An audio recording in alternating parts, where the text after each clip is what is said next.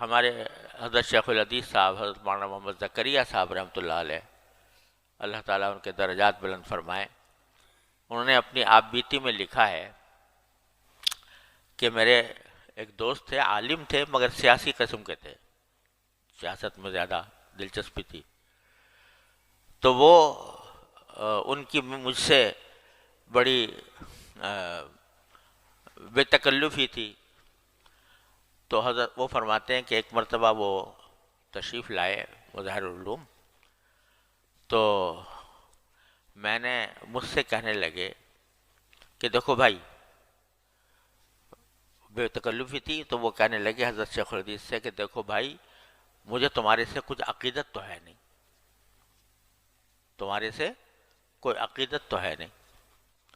تو حضرت نے فرمایا علی ھذا القیاس، علی ھذا القیاس، یعنی مطلب یہ کہ دوسری طرف بھی یہ حال ہے کہ مجھے آپ سے کوئی عقیدت نہیں ہے.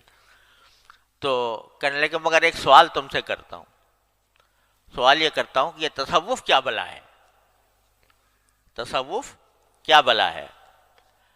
یعنی ذہن میں ان کے یہ تھا کہ تصوف جو ہے مجھے صوفیوں نے گھر رکھی ہے اور یہ قرآن و سنت میں سے تو کہیں ثابت نہیں ہے، تو یہ تصوف خام خواہ ایک عجیب سلسلہ بنا رکھا ہے لوگوں نے، یہ نقش بندی ہے، یہ چشتی ہے، یہ قادری ہے، یہ سہروردی ہے، وغیرہ وغیرہ. تصوف کیا بلا ہے؟ تو حضرت نے فرمایا ایک جملہ کہتا ہوں، اس پر ساری زندگی غور کرتے رہنا. کہا کیا کہ تصوف کا آغاز ہوتا ہے انما الاعمال بالنیات سے، اور انتہا ہوتی ہے ان تعبد اللہ کانک تراہ پر. آغاز کہاں سے؟ انما الاعمال بالنیات، اور انتہا کاہے پر؟ ان تعبد اللہ کانک تراہ. انما الاعمال بالنیات سے آغاز ہوتا ہے کہ آدمی کی نیت کسی بھی نیک کام کے لیے، نیک کام میں یا مباح کام میں اللہ تبارک و تعالیٰ کو راضی کرنے کی ہو. جس کام، یہ سب سے پہلا سبق یہ ہے انما الاعمال بالنیات.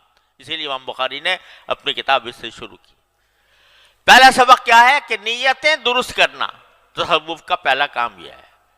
اور جب اس میں نیتیں درست کر کر کے وہ آگے بڑھتا رہتا ہے تو پھر انتہا وہاں جا کر ہو جاتی ہے کہ ان تعبد اللہ کا